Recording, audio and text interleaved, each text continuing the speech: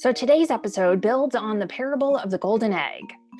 What is the wealth you're building? How are you planning ahead?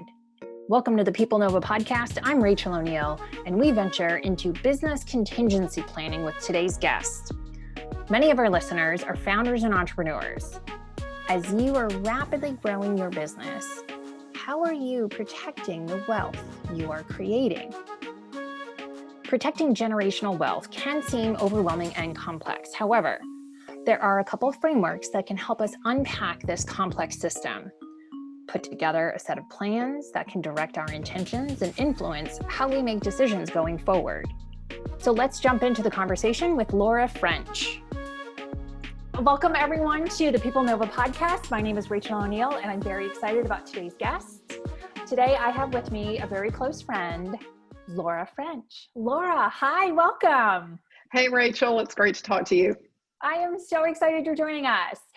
Share with our listeners a little bit about your background and what you do. So I am a female founder of my law firm. We have 2 locations here in Georgia, although in the midst of the COVID-19 pandemic, we are operating statewide and will continue to do so. I also hold the trademark The Mom Lawyer, which is a brand that I have not fully developed. I have a lot of ideas about it, and that is one of the things that was on my vision board and my business plan for 2020. So as COVID has developed, that has taken a little bit of a back burner. I also teach law at the University of Georgia Law School as an adjunct professor. And my day-to-day law practice is estates, wills, trust, probate work. You can see my very elementary looking drawing in the background. I've been using that. Tell us more about it. Thank you. So I've been using that for our both online client meetings and also virtual webinars and workshops that we've been doing. And our motto at French Law Group is estate planning is an act of love. It's a gift to yourself, it's a gift to your family, it's a gift to your community. And that's really the baseline where we start with our clients. And then the other things on the drawing, I will not be an artist in a different life. But the other things on the chart there are just things that represent what we talk to our clients about every day. Yeah, it's great because folks sometimes are auditory learners, like a podcast. Some people are visual learners, like you're like your board, right? But it doesn't need to be a Picasso. No, and it's certainly not. I think it's great. I think it gets the point across absolutely well. Thank you. So awesome. So your tagline is it's an act of love. How did you come up with that? Really just came up with it over the years. There are other estate planning firms across the country that use a version of it. But when I talk to clients about estate planning, they tend to get hung up on what is an estate and what does that mean? And I really just want a will. Mm-hmm. And so what I tell people straight off the bat is estate planning is simply the act of thinking about who you have, who you love, who's important to you, and what you have. What have you worked for? What have you accumulated? What do you have that you want to either protect for yourself while you're alive or after you've passed away? Who do you want to benefit? Who do you want to make provisions for? Do you want to leave some sort of charitable legacy in your community or in the world? And all of that's about love. I mean, what do we work for every day? What are our plans always surrounding? They're surrounding the people and the things that we love. So estate planning is an act of love. It is a gift, as I said, to yourself. You've taken that unknown off your mind. You've taken the burden of not maybe making some adult decisions. There's a lot of adulting to doing an estate plan and to making any sort of legal provisions for yourself or for others. And so it's a gift, it's an act of love towards yourself, towards the people that are important to you. And right now, with what we're facing with COVID, getting your powers of attorney in place, it's really an act of love to the people that are going to have to take care of you should you get sick from this or from anything. so that they don't have to worry about what if, or did I make the right decision? Right. Or second guessing or something. Right. So I'm totally going to confess, and this is terrible, but I don't have a will. Shocker. That's okay. I can refer you to somebody in Boston. Is there someone that, yeah. Yeah, so I know some people up there. It's interesting because my dad is like super on top of this, and so my dad has 5 kids. I'm the youngest of 5, and he's like after us of like, hey, I need like get your stuff in order, get your affairs in order. And I push him off. I'm like, Dad, I just have student loan debt. Like nobody wants my debt, so like I don't need one. Power of attorney. You do need one. Well, thank you. You do need one because you don't want what you do have to just pay back your debt. And is it, okay, now I'm learning, is it possible to like carve out, I have a vehicle, I paid off my vehicle. So like I own that outright. Like, is it able to carve out and be like, no, I want my sister to have my vehicle, not go towards paying off my student loan debt? Absolutely. Wow. And I've got several friends in Boston through different national groups that we're members of. So I will hook you up, as they say. It's also helpful for our listeners, right? Aside from Rachel getting personal advice, like if you're a younger generation, like I am, or even younger, like get your affairs in order. You're not too young to do that, to have a will. It seems creepy talking about death, but especially with the pandemic, it's really coming to light. Like we really need to face this and be prepared to have those conversations.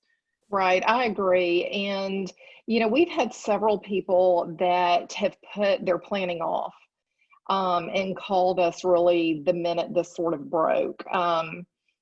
Clients that have chronic illnesses, especially our clients that have any sort of underlying condition or autoimmune disease or lung conditions. We've got several clients that have lung situations, asthma, COPD, things like that. And so they've wanted to get their planning done or updated right away. I'm going to tell you the example one of our retired probate judges used to use.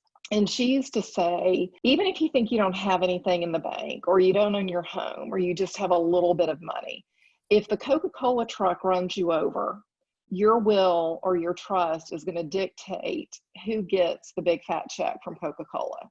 And so there's a lot that goes into it. In the South, it's just Coke. It's not Coca-Cola. So the Coke truck runs you over, you need to decide who's gonna get that check. And I'm not picking on Coke. I mean, it could be, be Pepsi anything, or whatever. Yeah, the beer truck. That's just a good local example. Yeah. No. And we never know how we're going to go. So it's always good to have those things in order. Now, I work with a lot of startup clients. And so they're running a business, they have intellectual property, they have, clients and database and rosters. How does this apply to startups? So with startups, I represent a lot of business clients as well. And I really feel like, even though I've been in business a long time, I'm kind of starting over with this pandemic situation. I mean, we've had to kind of reconfigure what we're doing. And I'm actually taking some time over the next week to re-engineer what we're going to do moving forward.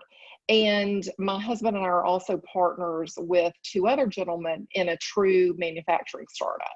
So I've got, a little bit of insight, both as a business owner and as an attorney that advises business clients. So anytime you have a business, you need to make sure that your individual assets are separate from your business assets. That can be simply through creating a limited liability company or a C Corp or an S Corp, depending on what your other financial situation is. You want to make sure everything is operated separately. Don't pay your mortgage or your car payment straight out of the business unless you've, cleared that with your CPA and you understand what you're doing with the home office deduction and things like that. You also want to make sure that if you become incapacitated and you cannot continue to operate your business for whatever reason, that you've got somebody who can step in and help. So sometimes we have co-founders, or like you were mentioning, you have business partners that might be able to kind of keep the business affairs ongoing in the event of incapacity or death. Yeah, awesome. Like, let's talk about death. So I often tell people that we're what we do is not life and death, but it is about life and death. So there are times that there is an urgency to get planning done. And it can truly be a life or death situation. Our goal is to make sure people plan proactively. And so that they're making decisions in, a situation where their minds are clear, where they're not in kind of a crunch or a crisis situation where something terrible has happened and they've got to do something very quickly. That is not ideal. It's hard for any of us to make critical decisions when we're under a lot of pressure. And so I want people to avoid doing that if at all possible. And with a business, you've just got to have the foundations put in place, all the building blocks, and have somebody that you can call on. As a solo owner of a law firm, I don't have a partner today, but I do have people that should something happen to me, they are tapped to come in and run things and kind of take over. And I do that for other solo attorneys as well. When you've got business partners, you just divide those roles. And if somebody has to step in and pinch hit for a little bit, then they can do it. I want to circle back to something that you mentioned is we don't like to make decisions under duress in emergency situations. And I definitely think that goes not only for estate planning and kind of business contingency planning, but also like general business operations. And I can't tell you how many times I work with founders that like call me in a panic and are like, oh my God, I need to fire this person. And I'm like, whoa. All right, let's dial this back. Right. Let's breathe. Like what's going on? Right. Like dial back the emotion. Like, yes, there's emotion. Emotions are valid. All emotions belong, but like, let's not make a decision while we're in the cloud of like, I don't know what's happening kind of a thing. Yeah. So I have done a lot of self-development, a lot of professional development, and there's always that emotional response and reaction that's almost like on autopilot. And I never want clients to make decisions purely on emotion. Obviously, emotions are going to influence it, but there are times that you just need to take that breath, talk to a trusted advisor, and make a solid business decision. And you still may fire the person. You still may bring in somebody new. It can be firing, hiring, repositioning somebody within your company, but you need to make it in a strategic way.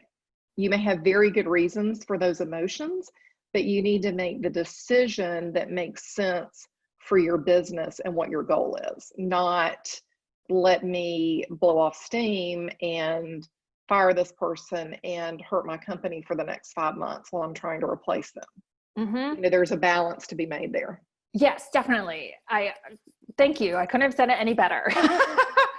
And I think especially first-time founders and first-time business owners are really hesitant because that business is their baby and they're trying to nurture this. And there is a lot of anxiety about making the wrong decision especially when it comes to hiring, when it comes to building out team members. And so what advice do you have to help founders? You're a founder, right? So this is within your experience, I feel. It is. That, can help them with that either hiring decision or how do I deal with the squishy emotions at work? I love it. This is the point of the podcast. Right. So a couple of things. I have tried to really move into being a data-driven decision maker, looking at revenues, looking at expenses, creating key performance indicators. A lot of times people don't think of a law firm as a small business. And truthfully, I probably didn't think about it as a small business when I was early in my private practice. These are things I've learned.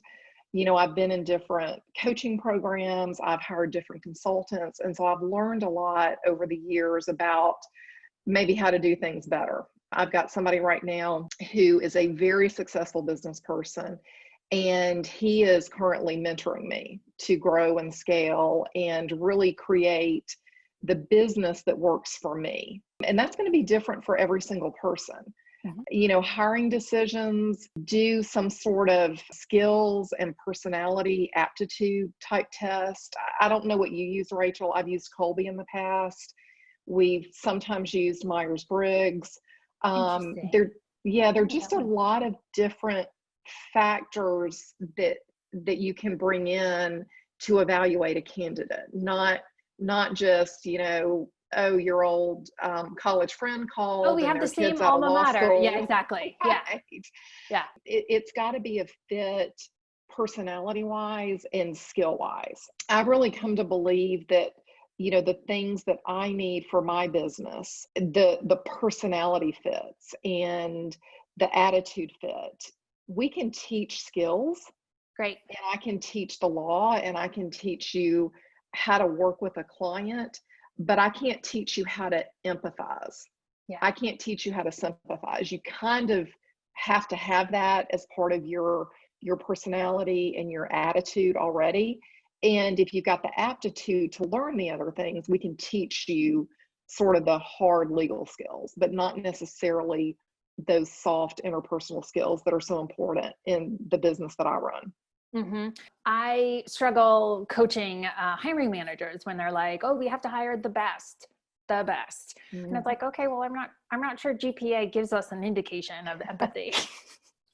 Right. And I think we get very hung up on grades, and were people in the right club, and did they check all these boxes? And I don't know that the world we live in now really fits. I mean, I'll be 50 this year, so I don't think the criteria that I grew up with, where everybody had to go to college. My generation is the one where you didn't pursue a blue collar career. That was just not what our baby boomer parents wanted. It's not what America taught us to want. And I think that pendulum has really shifted. I mean, I hear it with my son and with his friends, who I probably drive them crazy when they come over, because I always want to talk about, what are you going to do, and what are your skills, and how can we help you find something that you love doing that may be a little bit outside of the box. Mm-hmm. Yeah, I also taught for the first time this semester at a local university here in Boston. It was wonderful, and I'm not quite sure who learned more, whether I learned more or the students. I hope I gave them something. But I do believe in education. I do believe in higher education. I think it's important. I think the balance of pushing people into a university, I think some folks don't learn that way. So I think really opening up the possibilities. I love all the coding boot camps. They're exploding up here in Boston. There's tons of them. So I'm not sure if they're in vogue where you are, but I think it really speaks more to the rapid skills adjustment and being able to produce individuals who have an employable, transferable skill really, really quickly that pivot with the market, right? All these buzzwords. Right. Everybody's pivoting right now. Everyone. So I'm curious I'm going to ask you a question. Oh, goodness. How did you enjoy teaching? Because I've taught law school in Atlanta, and I'm teaching at UGA. We live near Athens now. And I'm just curious. I love it. I feel like they keep me young. I'm just curious what your experience has been.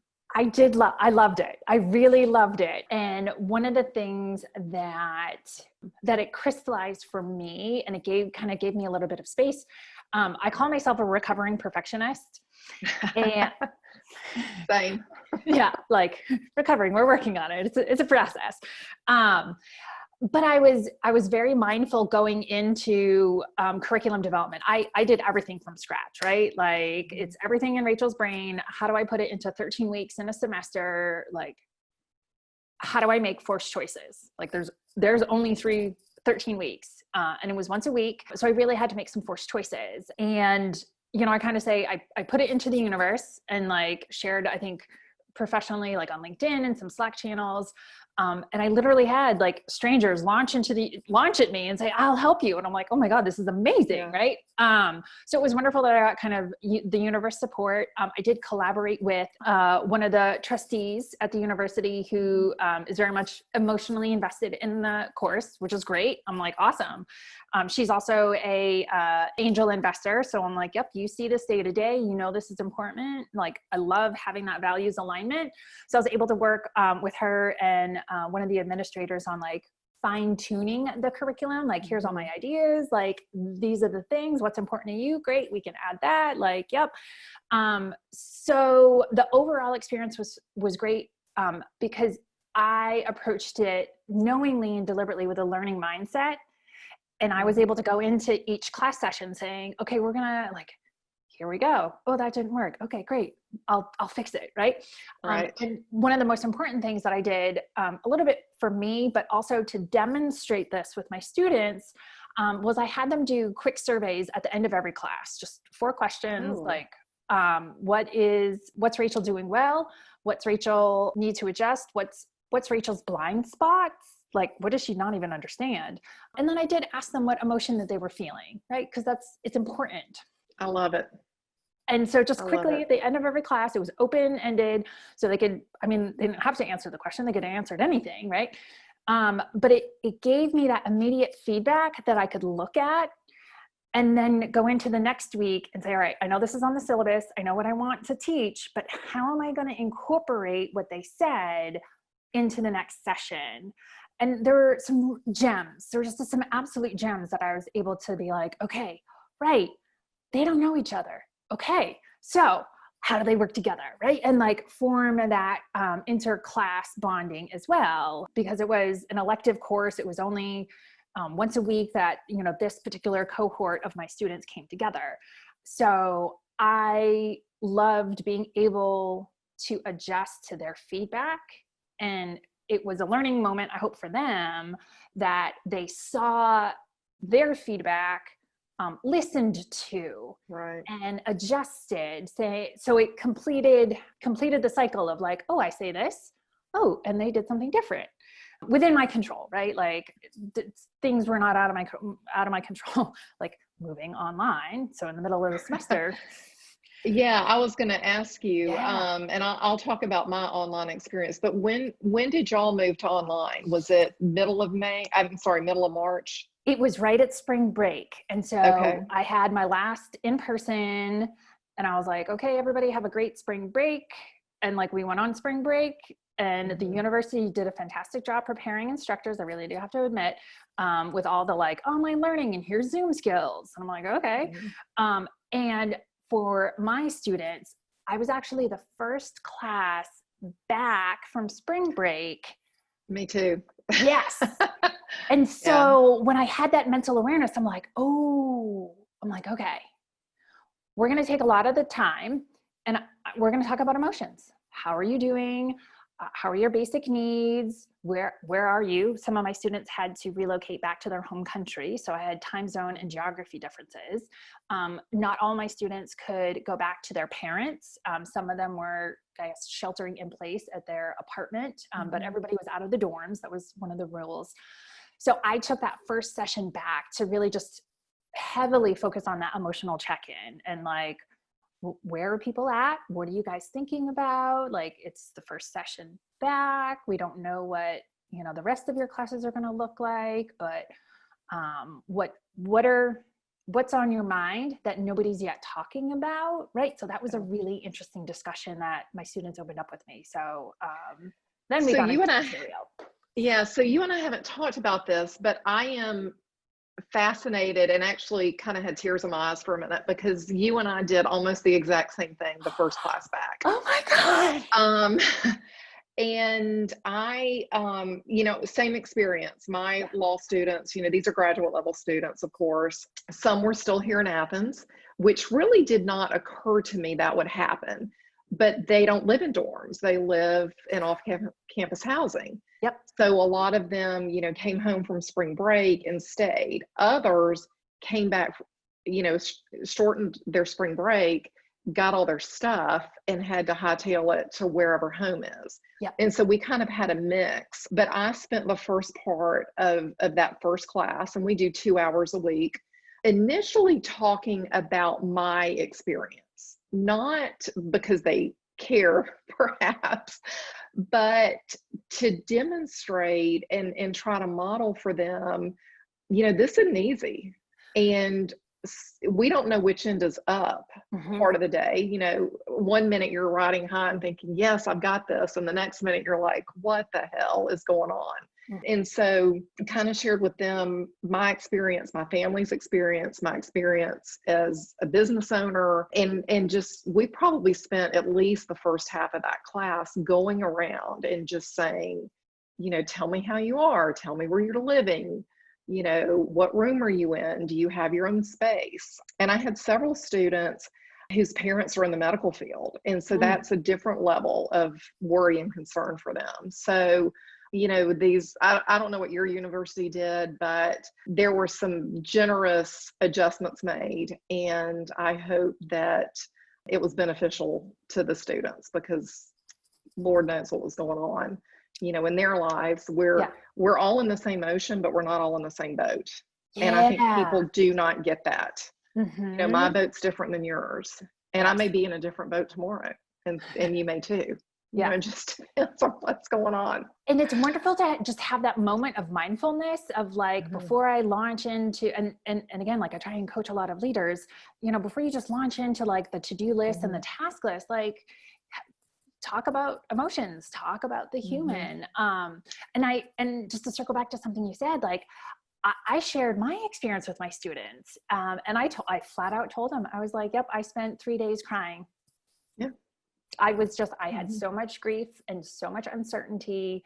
I was crying for 3 days. It was ugly crying. And like, I had to do that.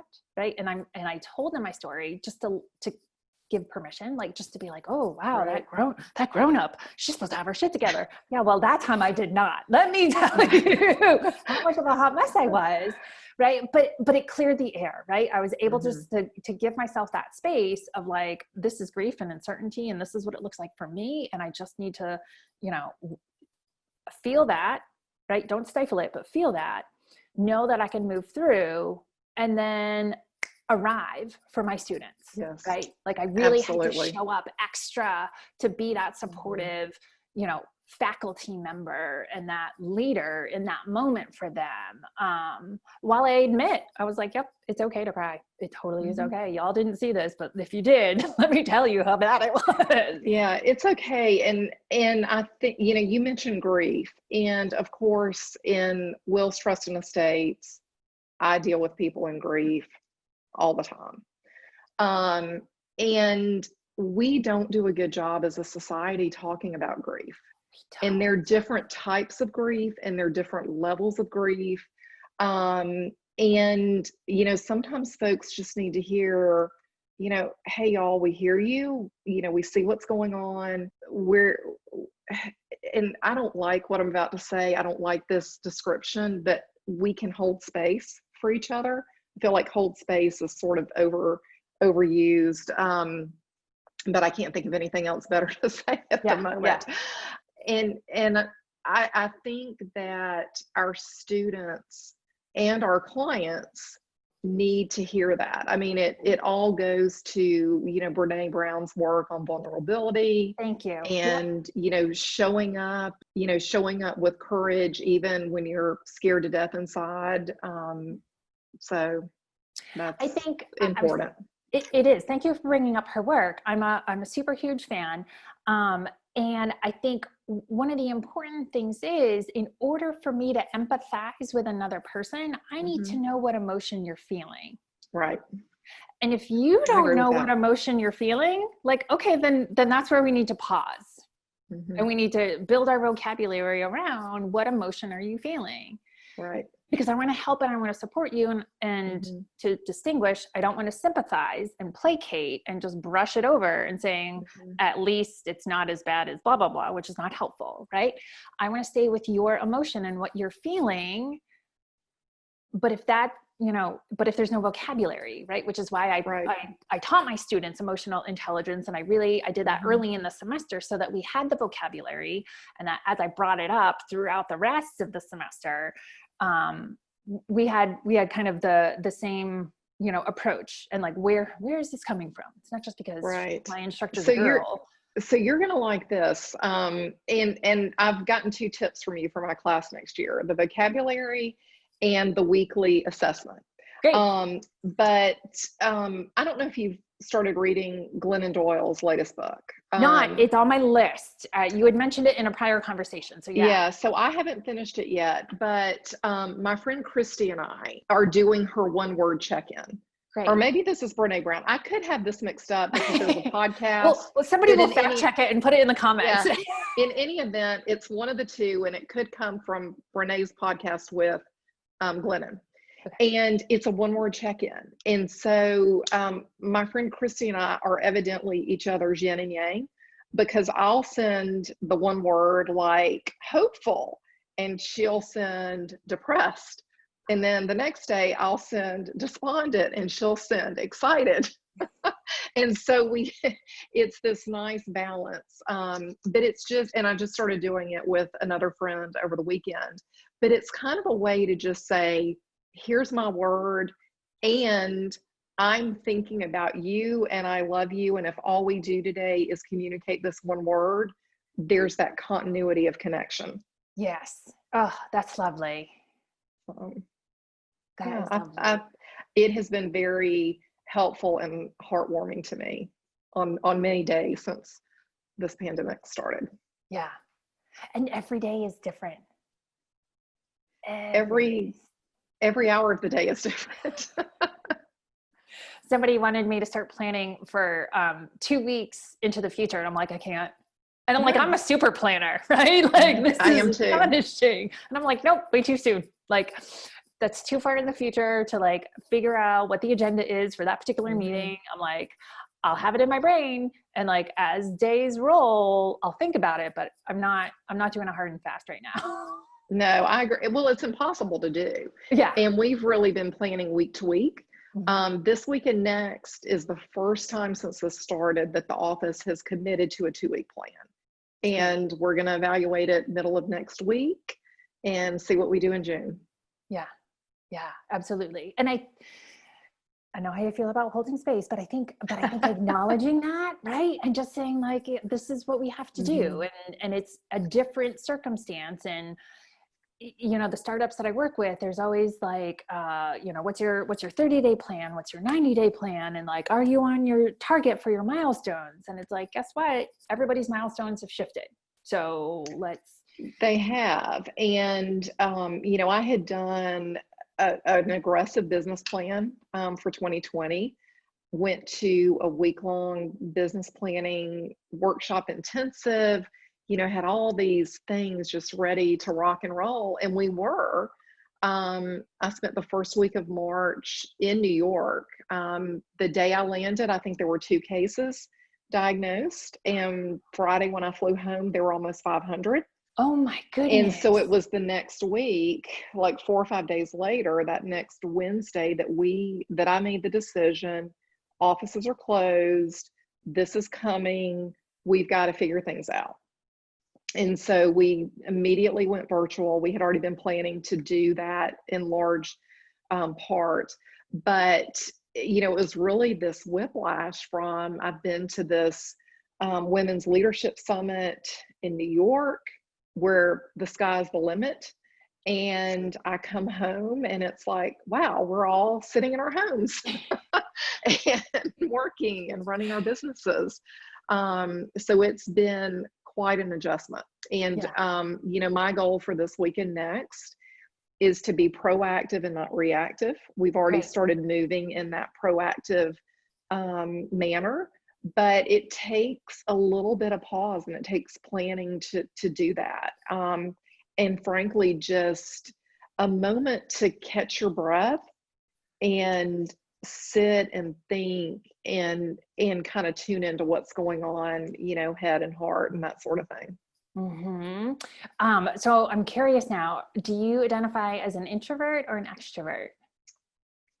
Um, I I think I'm an introvert, and I'll tell you why. Okay. Because I need time to myself, and I find, client meetings, depending on how many I have during a day, in one day, or even in a week, or what the intensity level is of the conversation, they can be very draining.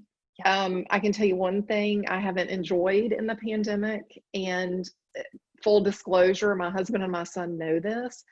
I like having my house to myself, even if it's only for an hour. I like to sort of, just piddle around and, Yeah. move a painting, or, add some new candles or whatever it is. I just like to be in my own house. And so I think I'm an introvert.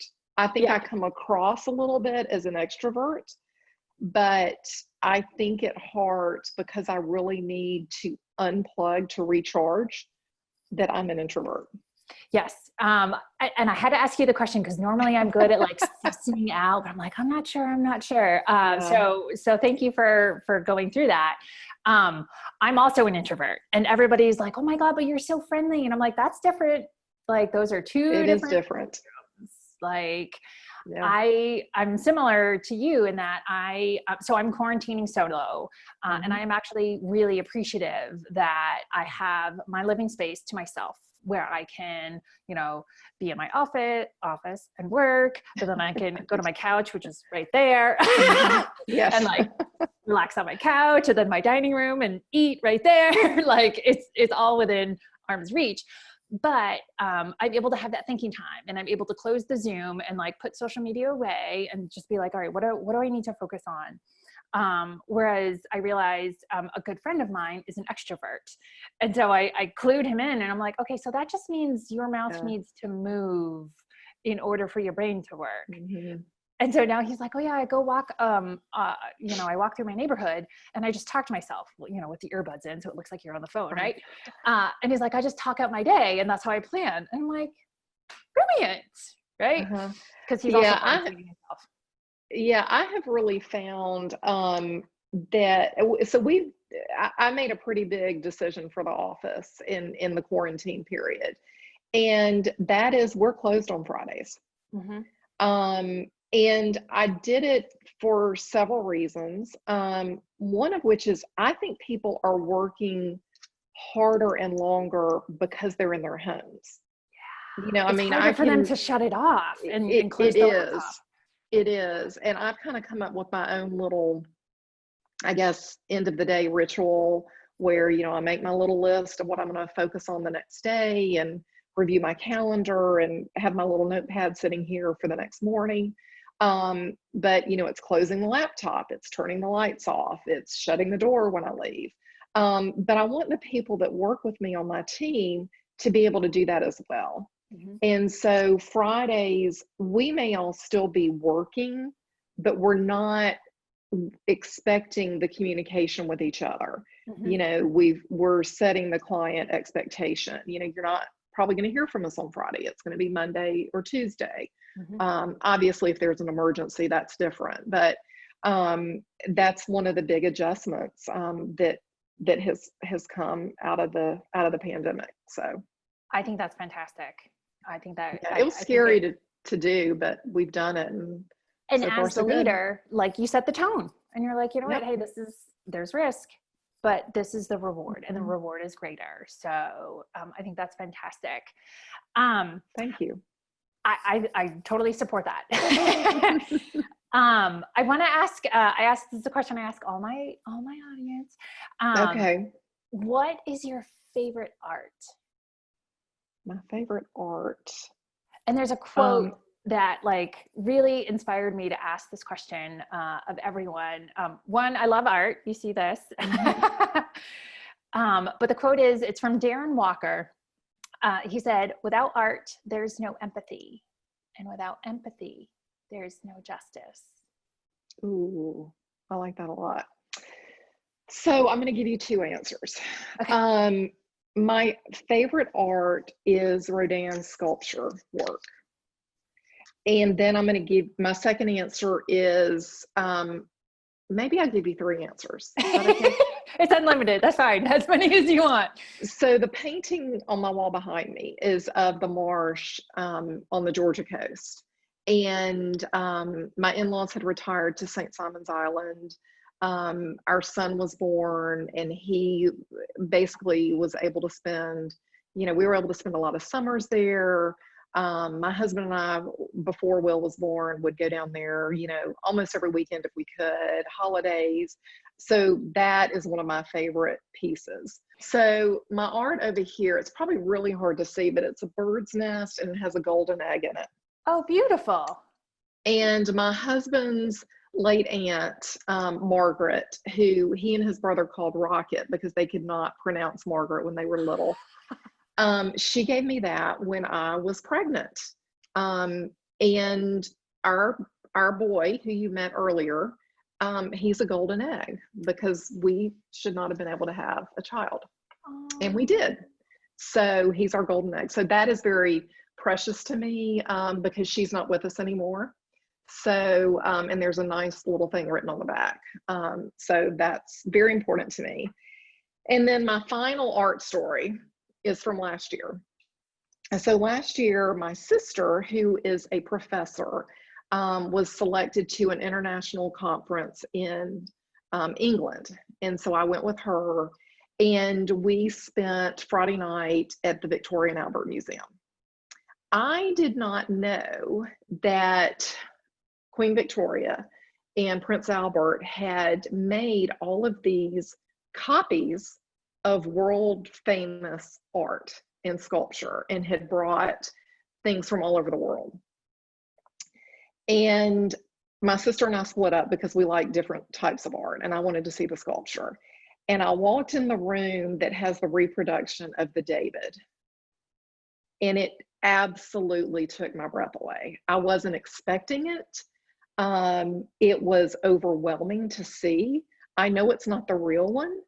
I can't imagine what it must feel like to see the real one.